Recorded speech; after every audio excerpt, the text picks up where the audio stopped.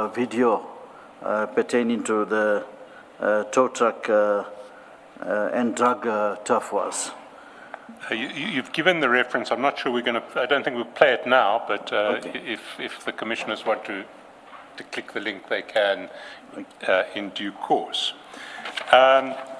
You've already mentioned earlier on about collusion between SAPS members and the tow truck owners. But at paragraph 59, you describe the main role players in the towing industry. Can you take the commission through paragraph 59? Okay, the main role players in the towing industry in and around Durban and the areas of operation include the following, but they're not limited to these. I just highlighted a few. In Chatsworth, you got the UA, which is Ugly Americans, UA Ugly American Kings, Shilton's, Precision Towing Company, and Exhibit Towing Company. In the south areas, you got Unique Towings in Brighton Beach, Durban South Tow Lines, Central, M7 and the N2, Justin Tow Lines, Towing Industry, Eganson Highway to Abugotini area. In the Phoenix, you got G7 Tow Lines, Classic Tow Lines, and Ordain's Tow Lines. And Durban and surrounding, you got Roadstar Tow Trucks, Springtown, Asherville, Sydenham, Overport, and the N2. Now, what you haven't mentioned in paragraph 59 is the tow truck company of Mr. Bevan Loftus. Do you recall what that tow truck company was called? Okay,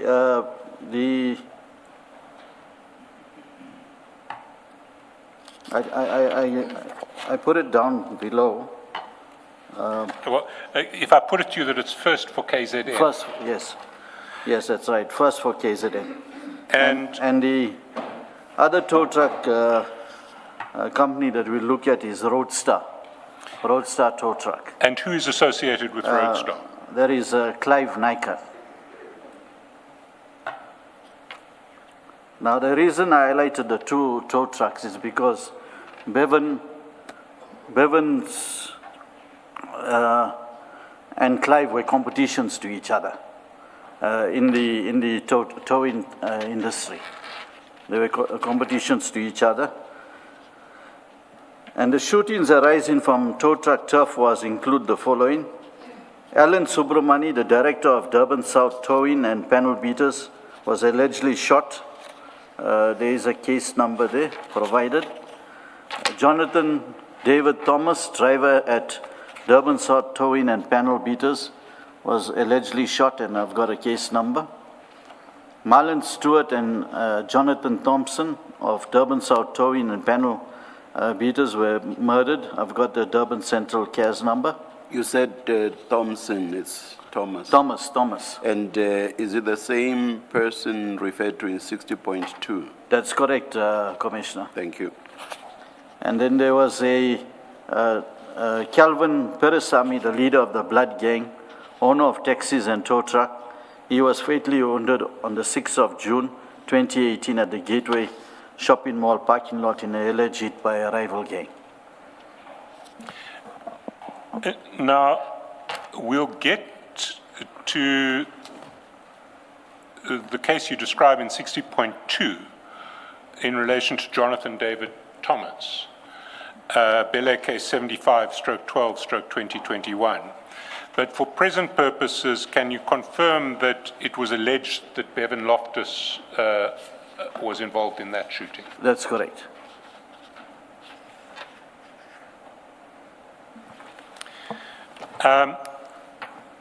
Then in paragraph 65, or from paragraph 65, you describe or you summarize the events relating to the killing of Mr. Loftus. Can you take the commission through paragraph 61 and 62?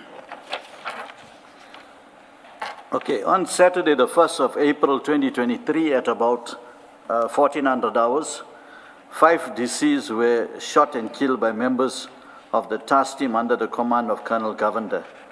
The shooting occurred inside a flat in a residential building. The SAPS members allegedly identified the flat after arresting a suspect in Greenwood Park, KS 194/03/2023. When the task team entered the flat, it is alleged that the deceased opened fire on the members of the task team who returned fire, fatally wounding all 5 deceased. Mr. Zondi was alleged to be an Enquiry or hitman. The 4 other men killed in the incident was Bevan Loftus, Ryan Santos, Chase Finn, and Michigan Hippolyte were involved in the towing industry. The task team members alleged that the deceased were also involved in the drug industry. The version of the task team members is that they were looking for one of the 5 deceased, who was Bevan Loftus, who was allegedly implicated in the following cases: Brighton Beach case 64/6/2022, which was a theft of motor vehicle; Brighton Beach case 242/11/2021, attempted murder; Beria case 28/1/2023, attempted murder; Bele case 75/12/2021, attempted murder; Beria case 23/2/2022, attempted murder; and Greenwood Park case 194/3/2023, murder. Now, we'll get to these dockets a little later. But maybe if you can pick up from paragraph 65, where you set out the thesis that this killing actually was a killing performed by a task team at the instance of a rival drug gang owner. Okay, Commissioner, during our investigation, we've interviewed the family members of the deceased, and more especially the family members of Bevan Loftus and Chase Finn and Michigan Hippolyte.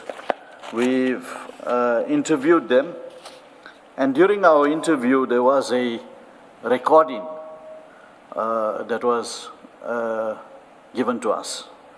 A recording where a person where Bevan Loftus contacted Clive Niker, who is the owner of Roadstar Towing and Trucking. So he contacted Clive Niker, and in that recording, he inquired from Clive Niker why he put a 2.5 million hit on him. It's clear in the recording. He asked Clive Niker, why you got a problem with me, and how is it that you put a 2.5 million hit at me? And in the recording, he indicates that he is aware that Clive Niker engaged Dina Govender and his team to take him out. So with that recording, we then started to do the investigation, and we believe that due to this 2.5 million hit, Colonel Dina Govender and his team, they went all out looking for Bevan and the other 4 deceased. Now, in the investigation, the police has indicated, or Dina Govender and his team indicated, that they went into the premises and the 5 deceased shot at them. But from our investigation, it is not as they have indicated. The 5 deceased were in a premises that nobody could go through the premises. They were in a flat, and in order to go to the flat, you have to get permission downstairs. The security will have to let you to go into the flat after they've communicated with the occupants of the flat. So, with the deceased being in the premises, they would not have allowed the police to come through because they knew the police were looking out for them to take them out. Because prior to the shooting, two of our members from IPAD received intelligence from counterintelligence that the police, same Dina Governor and his team, were going to take out Bevan Loftus and whoever is with him. So my two investigators engaged with the DPP's office to do a Section 205, a 252 operation. They wanted to do a 252 operation in order to trap the police to when they were going to do the shooting. But with the discussion of the DPP, it was not going to be possible. Because if the police was arrested prior to the shooting, they would say that they're going for investigation. And if you, the only way to have prevented him from getting shot and killed was to ask him to change the place where he was staying. The two investigators contacted the father of the deceased, and that's Mr. Greg Loftus, and informed him that they received this information, this intelligence from a reliable crime intelligence source, and they are passing that information over to him that they can now ask Bevan Loftus and his friends to change the address where they are. But the father indicated that they also received the same information that the police was going to kill. In fact, prior to the shooting, the police had visited Mr. Greg Loftus's house more than 3 times. They went looking for Bevan Loftus. Constantly, they went looking for him. In one visit to the house, they indicated to the father that we're not here to arrest Bevan. We're here to kill him. They even told the father, you must prepare, go and get his funeral cover and insurance, everything in order, because they're going to kill him. That is what the father will talk about it when he comes. Sorry, Mr. John, you speak about an approach to the DPP and an attempt to set up a 242 operation. 252. 252, sorry. Do you have that correspondence? Is it documented anywhere? I've got a statement of my investigator together with the diary entries when they went to the DPP's office. We haven't seen those documents, so I think in the lunch, do you have it with you? Yeah, I've got it with me. I think in the lunch break, it would be important for us to see those documents and to get copies thereof. But maybe if we can go back to the statement, because I mean, you've sketched out your broad thesis, but there is, from paragraph 66, you set out some more detailed evidence, and I think that evidence is important to highlight. Okay. So can we pick up at 66? The Commission has requested the AVL tracking records of Lieutenant Colonel Dina Govender and the banking records of him and his wife.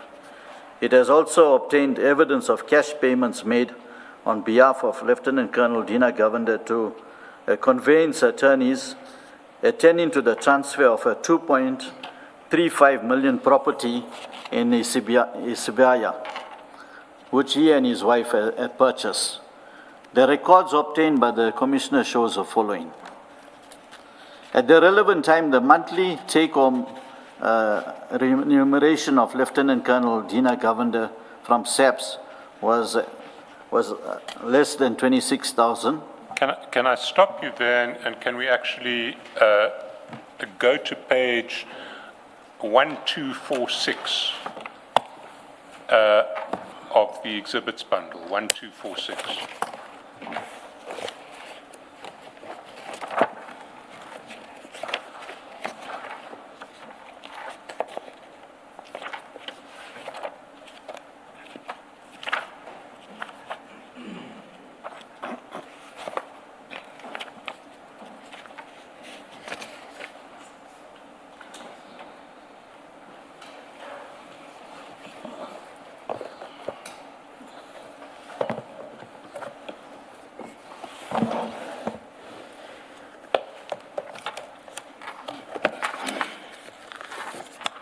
file 3, Mr. John. File number 3. Okay.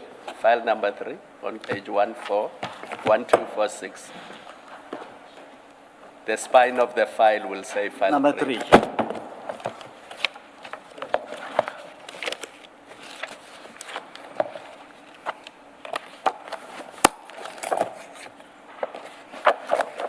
Sorry, sorry. Last time we said we should only show the relevant transactions and not file the whole thing. I don't know if you are ready with that. If not, We don't have a redacted copy. There's no need to flight this. all right, thank you. And if you look at the entry on 29 December, on that page, you will see the take-home salary that was paid to Lieutenant Colonel Govender on the 29th of December 2023. That's correct. And it is, if I can just point out to the commissioners that amount is less than 26,000 rands. That's the end of this period we're talking about.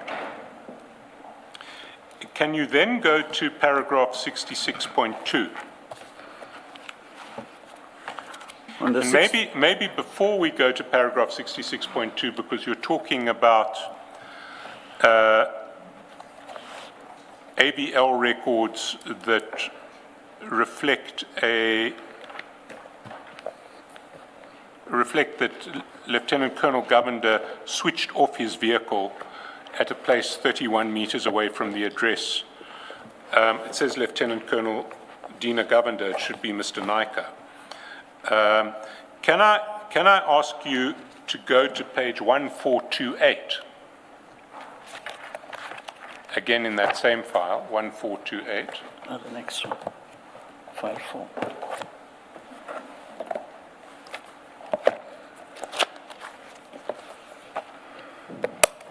Mr. Chairperson, you say the same file. It is the same file, file 3.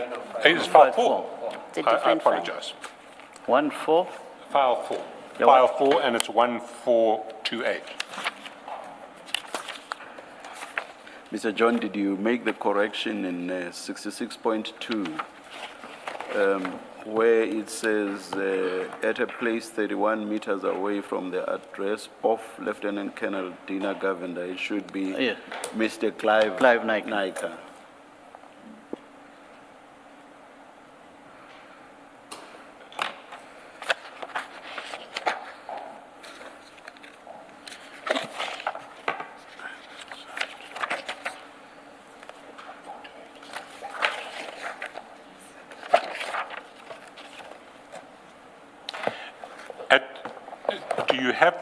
Do you have a bank statement at 1428? No, I've got the bank statement at 1428, that's correct. And it's a bank statement of Mr. Naika, That's correct. and it gives his address. We won't say what that address is. Yes, the address is there. If you then go to page 1427, That's correct. you will see that these are AVL records from SAPS. For whose vehicle are these AVL records? Well, this AVL records are for the vehicle that Lieutenant Colonel Dina Govender used. And if you look at the GPS coordinates under incident location, are those the GPS coordinates of the address of Mr. Naika? That's correct. The address that we just saw on Yes. the bank statement? Yeah. So if you can then go through paragraph 66.2. I can keep 1427 open because I'm going to ask you to explain with reference to 1427. Keep 1427 open or to hand, because I'm going to ask you to explain paragraph 66.2 with reference to page 1427. Okay, on 16th of August at 1600 hours, 29 seconds, the SAP's BMW vehicle issued to Lieutenant Colonel Dina Govender was switched off its ignition and stopped for 7.5 minutes at a place 31 meters away from the address, which is identified on the extract from the AVL records in the bundle.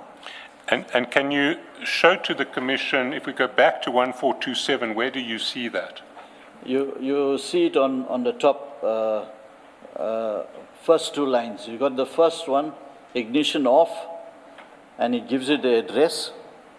And then you would see that there's a startup. So the ignition was switched off at 1600 hours, 29 seconds. And the startup was, the vehicle started again at 1600 hours, 07:50 at the same premises. And that was on 16 August 2022. That's correct. Can you then take us through paragraph 66.3, but maybe before you go to 66.3, let's take the Commission to file 4, pages 1434 to 1435.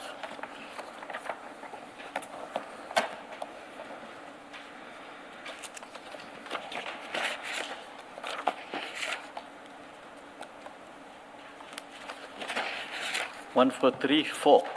1434.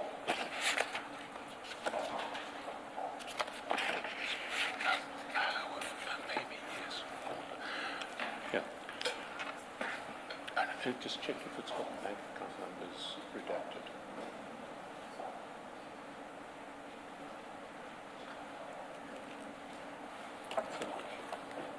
Bank account numbers redacted, yeah. Okay, then you can show it.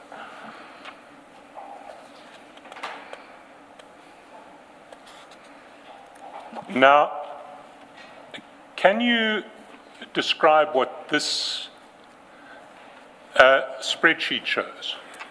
Okay, these are cash deposits that were made into the bank account of Lieutenant Colonel Dina Govender and his wife, who is also a SAPS member. And on the screen that's displayed, the column that says account is redacted, but there are various different accounts in the unredacted. And the references to the actual bank statements and their pagination in the record is in the bundle column, which is the fourth column. That's so correct. if I might, if we can just take an example. We see that on using the bundle reference at 1420, there are a succession of cash deposits into what is a home loan account. And if we go to 1420, we will see the bank statement, for that. That's correct. That specific account, which will reflect those cash deposits. That's correct, Commissioner.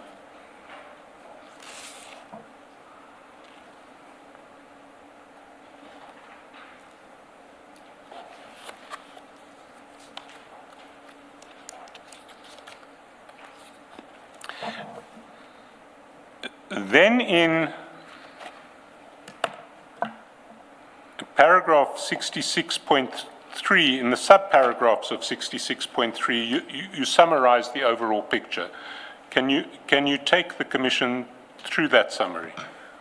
Okay. Commissioner, the 63.3.1, between the 29th of August 2022 and the 18th of December 2023, cash deposits aggregating to 2,343,050 rand were made into the bank accounts of Lieutenant Colonel Dina Govender and his wife, who is also a SAPS member.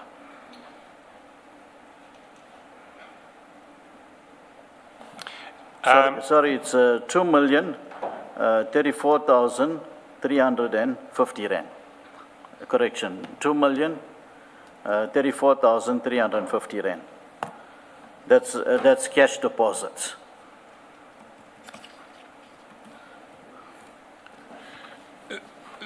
Then 66.3.2. 66, okay. On the 15th of May 2023, cash amounts aggregating to a total of 179,800 rand for the benefit of Lieutenant Colonel Dina Govender and his wife were deposited into the bank account of the conveyancers, attending to the transfer of a 2.3 million property that they had purchased. And 66.3.3. On the 19th of May, another cash deposit of 200,000 for the benefit of Lieutenant Colonel Dina Govender and his wife was paid to the conveyancing attorney. Now, just for the benefit of the commissioners, the conveyancing attorneys, as was their duty, reported these cash deposits to the Financial Intelligence Center.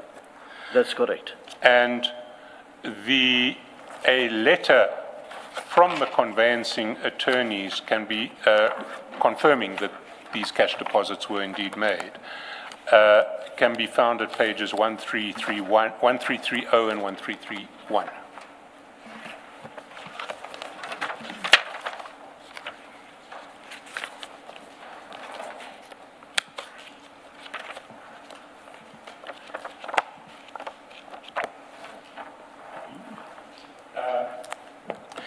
Then 66.3.4.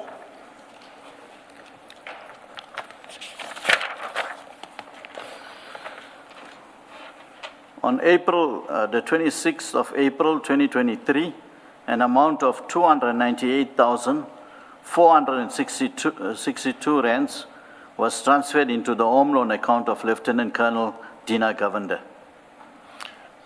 And are you able to source the origin of that transfer? No. 66.4. The cash amounts above aggregates to 2,414,150 rand. 66.5. When the unattributed transfer of 298,462 is added to this amount, the aggregate is 2,712,612 rand. And in 66.6, you refer to the bank statements and Yes, the spreadsheets. We've already taken them. That's correct. That's correct.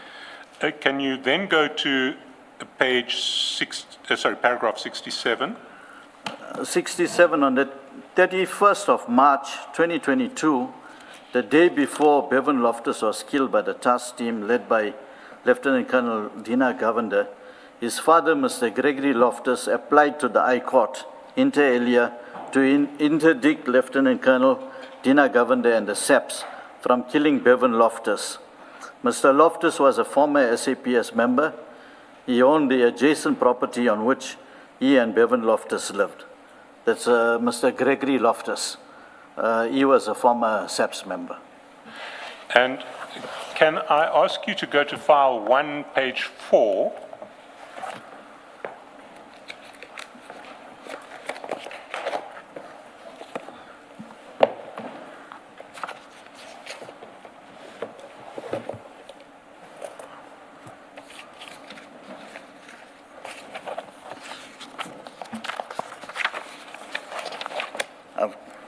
I'm with it.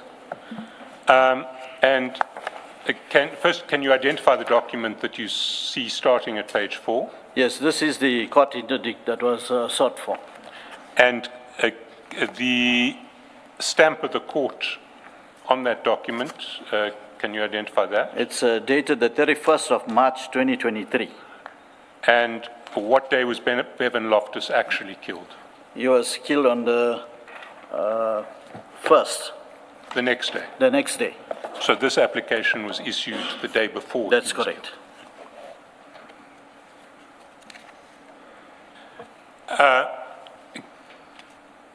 You say in paragraph, can I then ask you to go to paragraph 68? In his found-in affidavit in the interdict application, Mr. Gregory Loftus alleged that Mr. Clive Naika had promised to pay Lieutenant Colonel Dina Govender 2.5 million to kill Bevan Loftus. Then can I ask you to go to the bundle itself and to paragraph 18 of that interdict, the founding affidavit and the interdict application, at the foot of page 17, paragraph 18.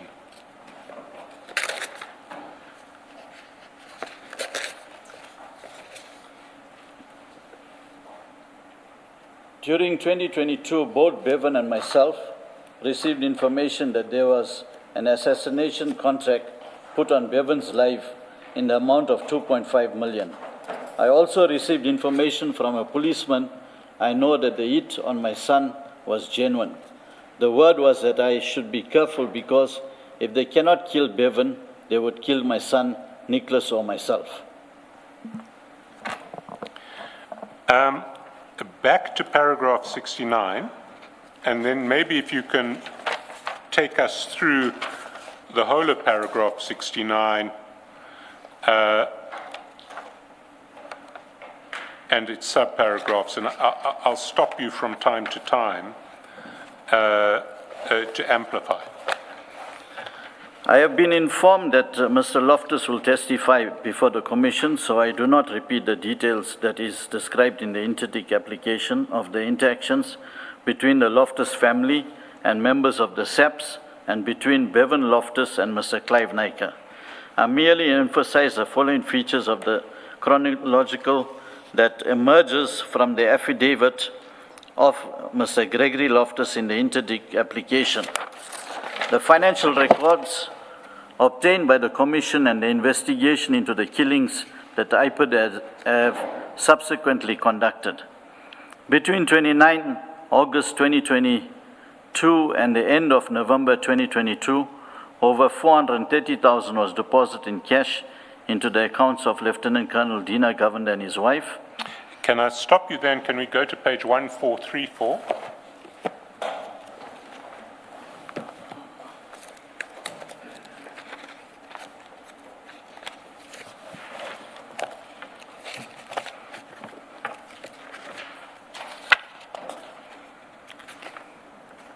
And Are you in file 4? Look in at file file 4. 4. In file 4.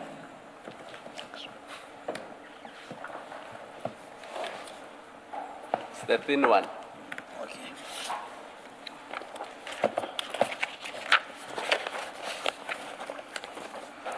1434 and going over the page to 1435. Just the top two entries on 1435. Okay, I'm with you. Can you confirm that those cash deposits reflected on 1434 and going over the page to 1435 exceed in total 430,000? From the 29th of August. Which is the top of 143. That's correct. Right up to the 10th of November. Then if you go back to 69.2. On the 13th of December 2022, Lieutenant Colonel Dina Govender, warrant of Sir Thanasekaran Sivan Naidu, together with other members of the task team, went to the home of Mr. Gregory Loftus looking for Bevan Loftus. The police officers cited Belay Cas 23 of 2, 2022 and Belay Cas 75 of 12, 2021 in relation to their search. Now, we're going to go to these dockets now. In 69.4, You say they contain no evidence of consequence implicating Bevan Loftus. I want to put to you that it may be slightly overstated there. No evidence upon which Bevan Loftus could be convicted is what I want to put to you there. There is evidence against Bevan Loftus in these dockets, but it's not evidence on which a responsible prosecution would be launched, I want to submit. Yes, the evidence that was contained in that docket was where his name was mentioned by the victim. And in one case, there was an alleged witness. But I think with both those statements, looking at the turf war between taxis and drug dealers, there is no conclusive evidence that would have convicted Bevan Loftus. Well, maybe if we can go to those dockets, and if we start with the 2021 case, and if we can go to file 3, page 866.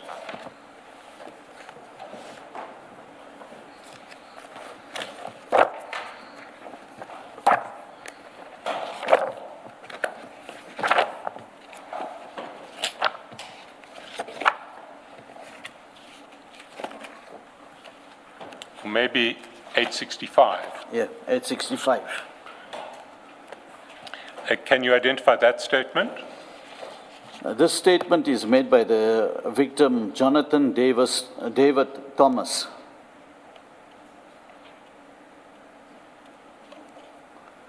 And he describes on page 865 being confronted by a man telling him he's not allowed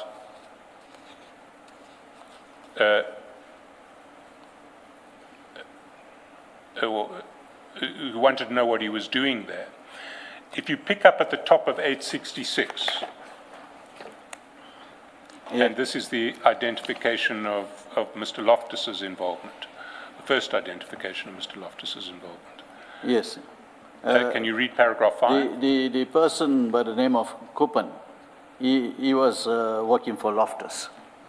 He went on further to say that his boss, Bevan, had made it clear that Durban South is not supposed to operate in the area.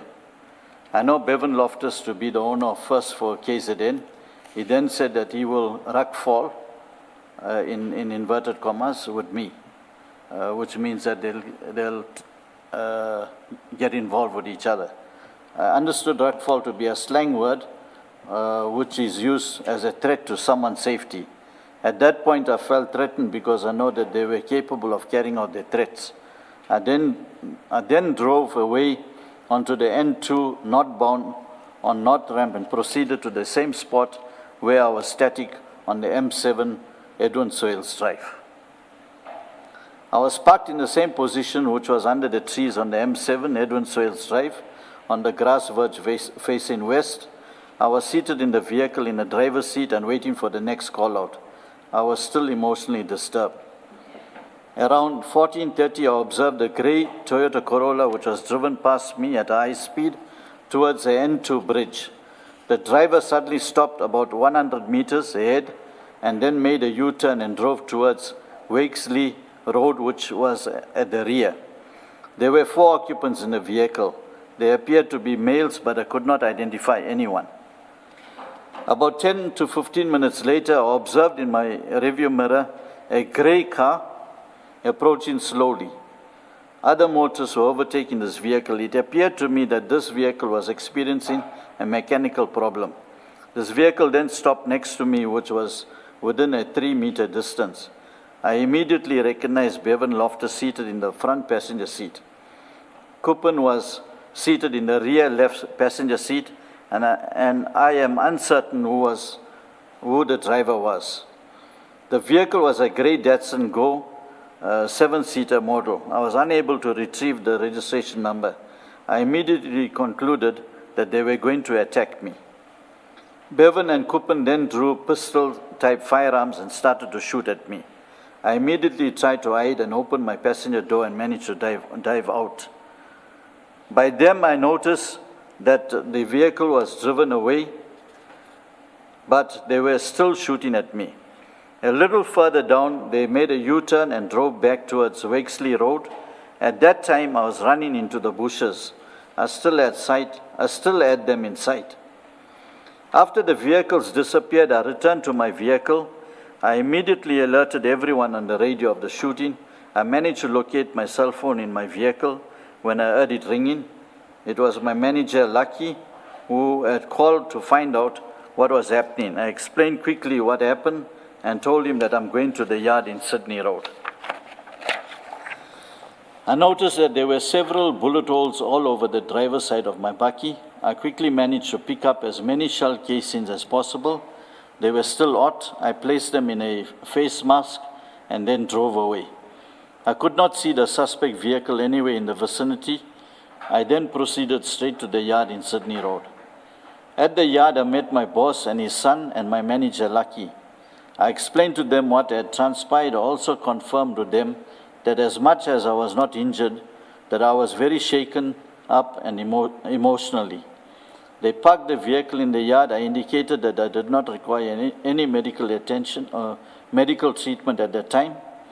My boss said that I could take a few days off from work. I took my personal stuffs as well as the shell casings, and Lucky then took me home, where I have been since. On Monday, the 13th of the 12th month, 2021, my boss called me and discussed an appointment for me with the police. I was not yet in a position to meet with the police the same day, so he confirmed an appointment for me for Tuesday, the 14th of December 2021 at 8 o'clock. On Tuesday, the 14th of December 2021 at about 7:30, Lucky fetched me and took me to the police station at about 8 o'clock. I was interviewed by Captain Ruplal, who then recorded my statement. I also handed all the shell casings to a female Captain Naya, who placed them in an exhibit bag with serial number PA 600 400 7379 in my presence. I do not understand why I was attacked in the manner. Bevan is known to me for about 15 years now. I therefore desire a police investigation in the matter. Now, so this is a statement that does directly implicate Bevan Loftus. Yeah. Is there any other evidence in the docket that implicates Bevan Loftus?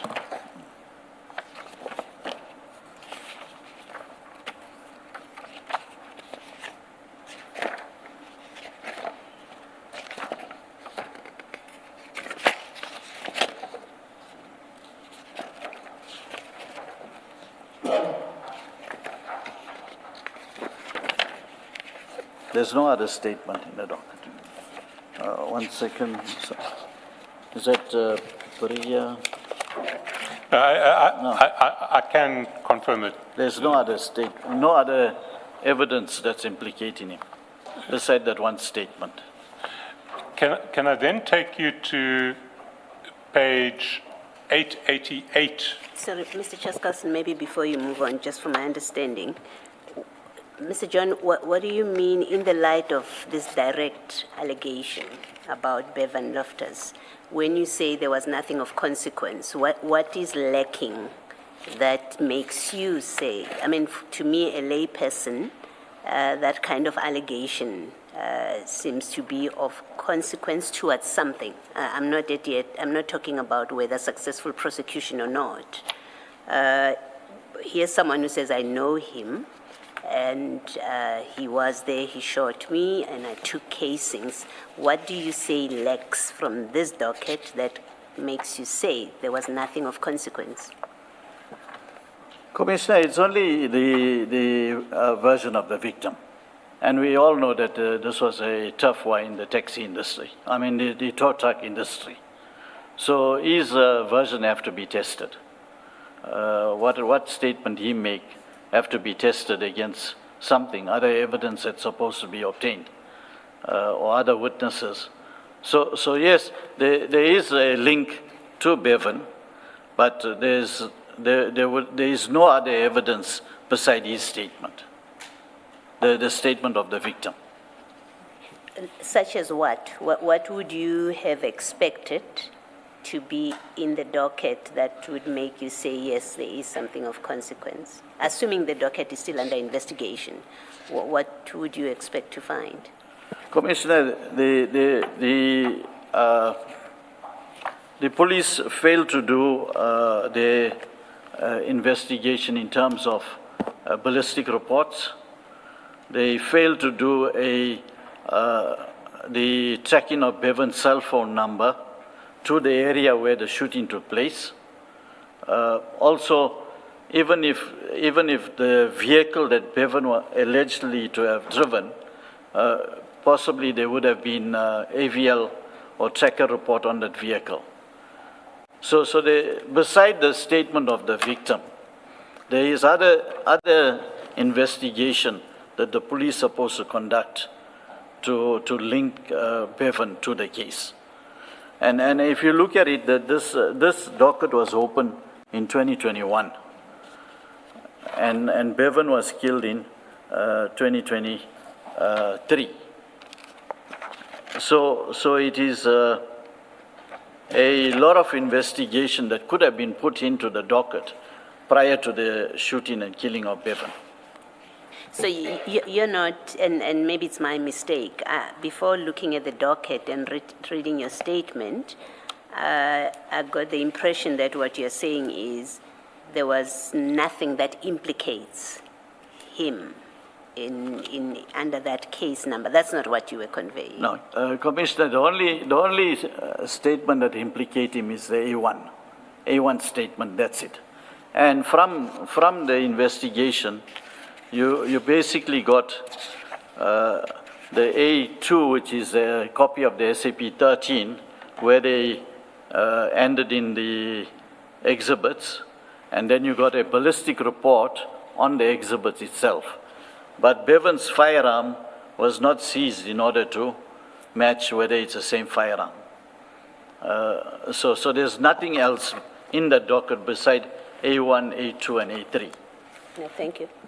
And just to be clear, Mr. Chaskalson did correct part of your statement to say there is some evidence, but not sufficient to obtain a conviction. That's correct. Can I just also ask you to turn to the foot of page 888, spilling over to page 889.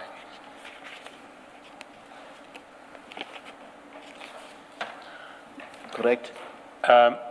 First, can you identify who's issuing,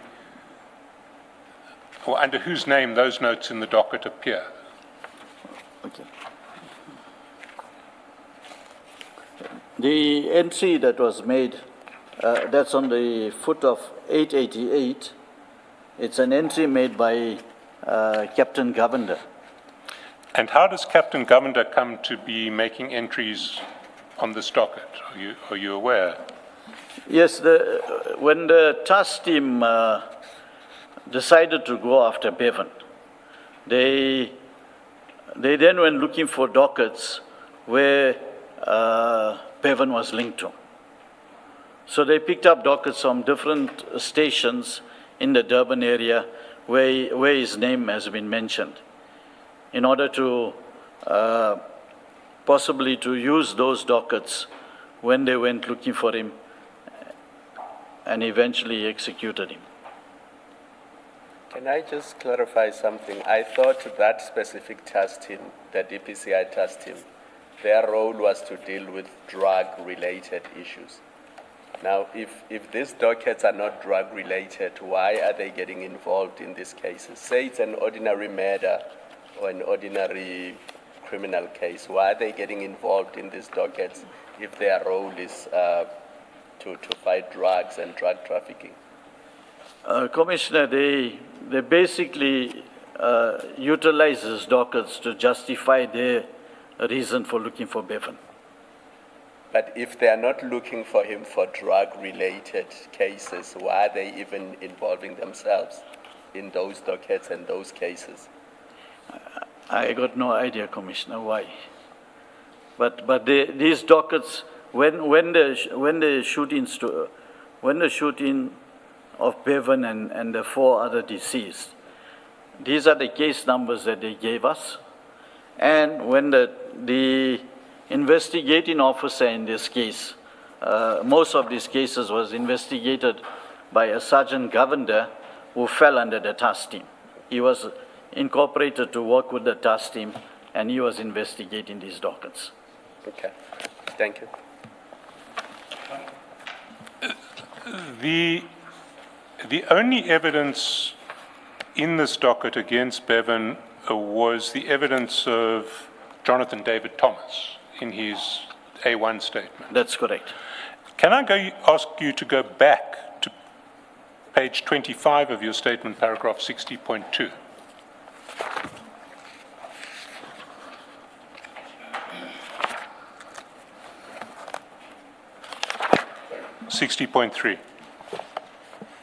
Yes, okay.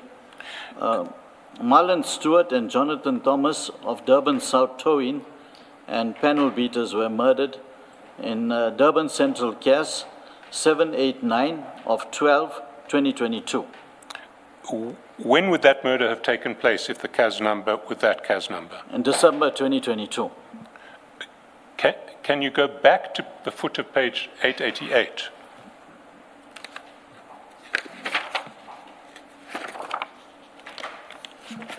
And the note of then Captain Govender.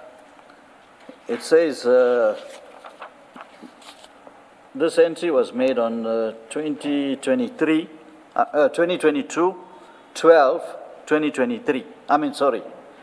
The 23rd of December 2022. It says docket inspection, finalize outstanding investigation, trace Bevan Loftus, task crime intelligence, see my entry in Belay, CAS 23 of 3/2022. Information received that victim in this matter was shot and killed in Argyle Road on the 20th of December 2022. So can I just stop you at that point?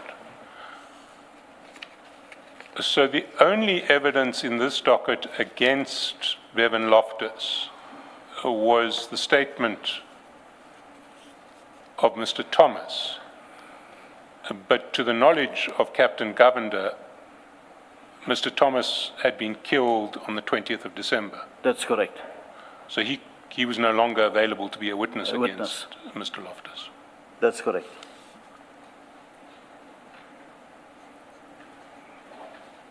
Can we then go to the second case, the Bel Air 23/2 of 2022? That's at page 892 of file 3. Okay.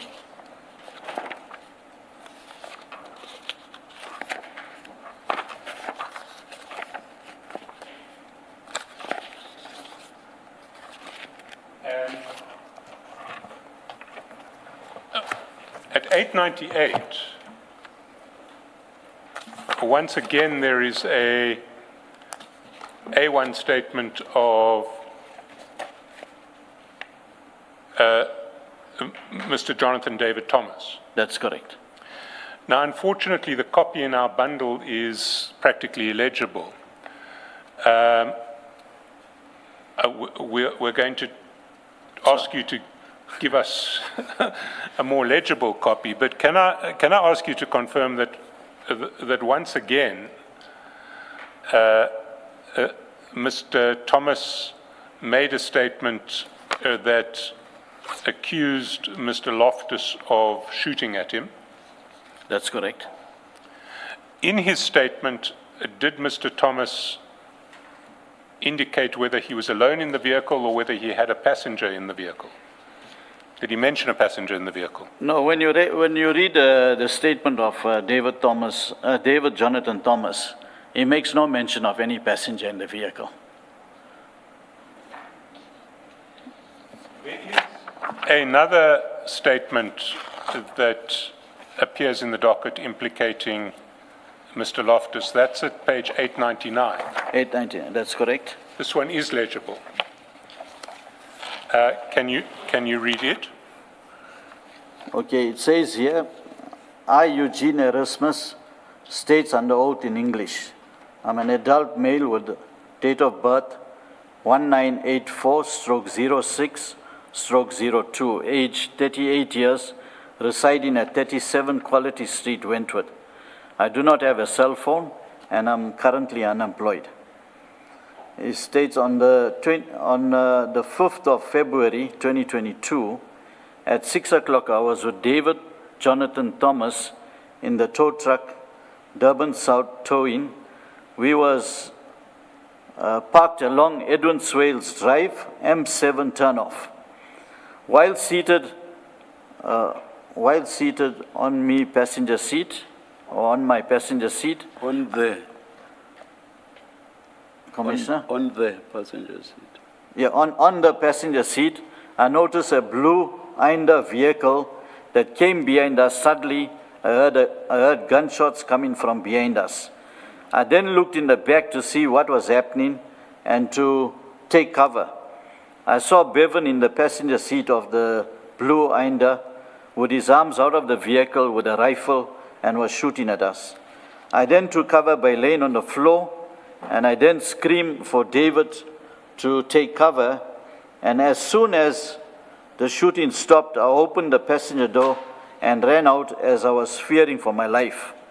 When I ran away, I thought David was with me, but he was not. I did not come back immediately because I was fearing for my life. When I came back after an hour, David was already rushed to hospital. I desire further investigation in this matter. I know and understand the contents of the statement. I have no objection in taking the prescribed oath. I consider the prescribed oath to be binding on my conscience. I swear that the contents of the statement is the truth, so help me God. What's your comment on this statement? When I interviewed the investigating officer, Sergeant Govender, who worked in the task team. Sorry, Sergeant Govender, not... Yes, no, Sergeant Govender. Sergeant Govender. So when I interviewed him about the statement, because I pointed out to him that this statement was taken on the 21st of February 2023, and the incident of the shooting was on the 5th of February 2022. So it was a year later that the statement was taken. And I pointed out to him that in the A1 statement, there was no mention of Eugene Erasmus. So I inquired from him, how did he come to know about this witness, Eugene Erasmus? And then he said he was informed by Dina Governor to go and take the statement. Also, when I looked at there's a statement of the ambulance personnel that was parked next to the tow truck. I don't see all the pages of that statement here. I can just point out part of the statement. Part of his statement is 897. Is on page 897. When I looked at that statement, the ambulance driver is talking about a white vehicle that looked like a Nissan Tida that sped off from the shooting. But he doesn't mention who was in the vehicle.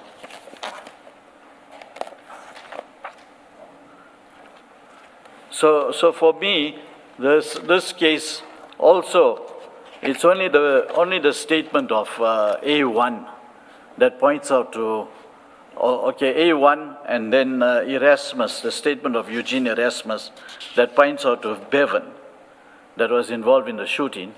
But if you look at it, the statement of Eugene was taken a year later after the incident. However, A1 in his statement never mentioned about a passenger with him. It would be clear if you parked at 6 o'clock in the morning in a tow truck vehicle, you would know that you got a passenger, and you would mention it in your statement, that you were parked there at the Edwin Swales. Maybe you were chatting with your passenger, who is Erasmus. And even in the A1 statement, the A1 doesn't say anything about him saying, Erasmus, take cover. But it does mention Erasmus. It doesn't mention Erasmus because, to me, I believe that he was alone at the time of the shooting.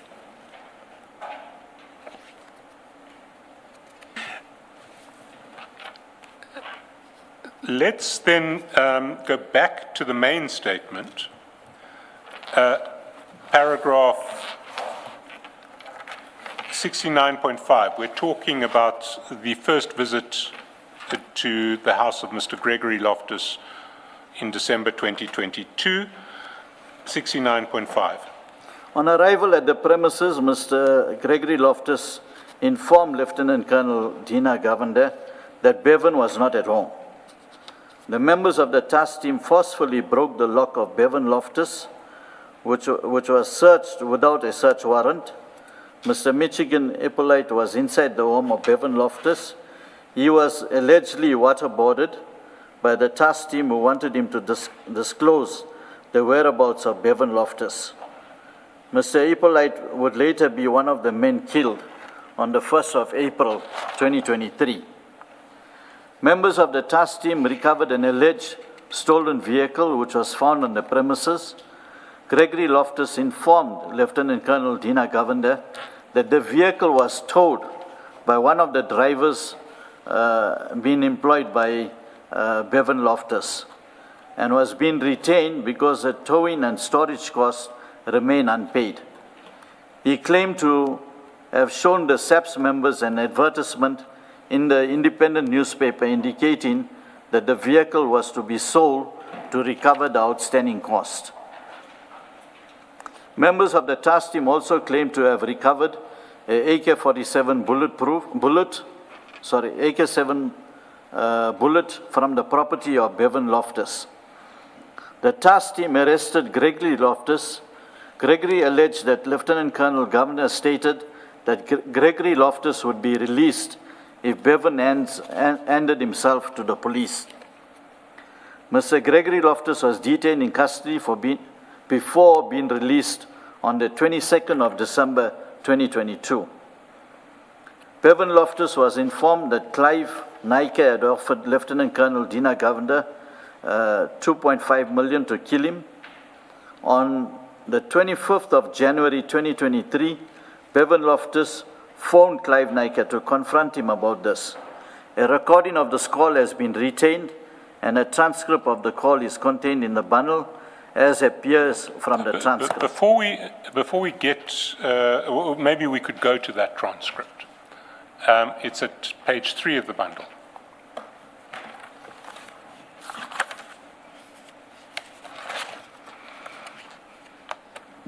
Page 3 of which bundle? File 1. File 1.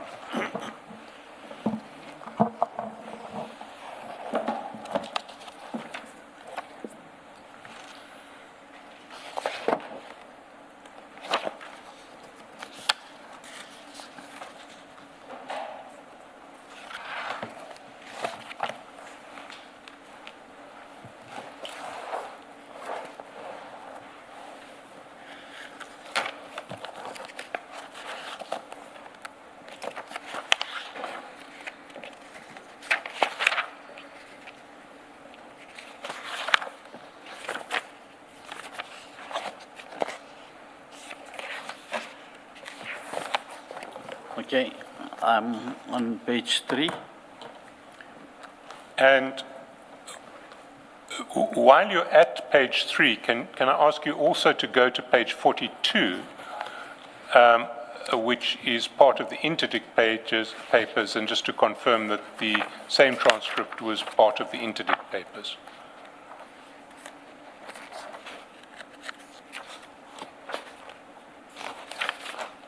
That's correct.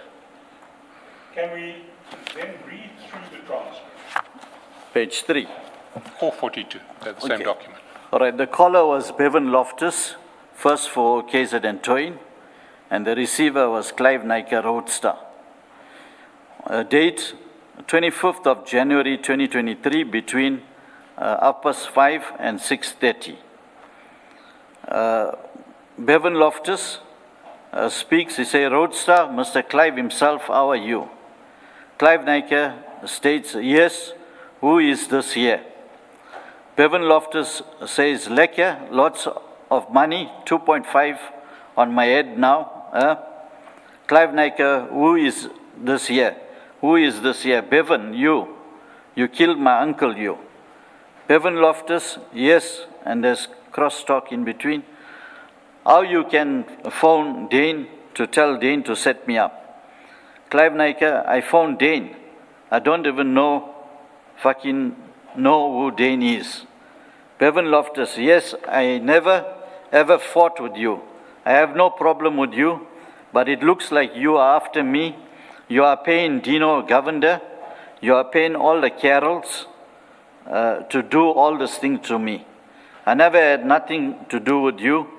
I have never minded your business. I have got no flop with you. But Bali, you went out of your way to do all these things to me. You want to kill me and all that kind. Bali, where's the numbers? Clive Nike, I don't. Are you making allegations against me or you are telling me the facts? Bevan speaks, I am asking you, where are the numbers, Bali? Clive Nike, let's start off now. Let's start off. Bevan Loftus, I never fuck all to you. Check here, I done fuck all to you. Clive Nike, firstly, you are telling the people I killed Regan. Bevan Loftus, see, Bali, see how I took that. No flop, you want to kill me, right? No flop. The fastest live the longest, right? Lekker. And Clive say, what's that? Now, in your statement back at page 30, you highlight certain features of the transcript from 69:11.1 onwards. From the transcript, Mr. Nike was initially unable to identify Bevan Loftus as a caller. Because if you see, when Bevan contacts Clive, Clive say, yes, who is this?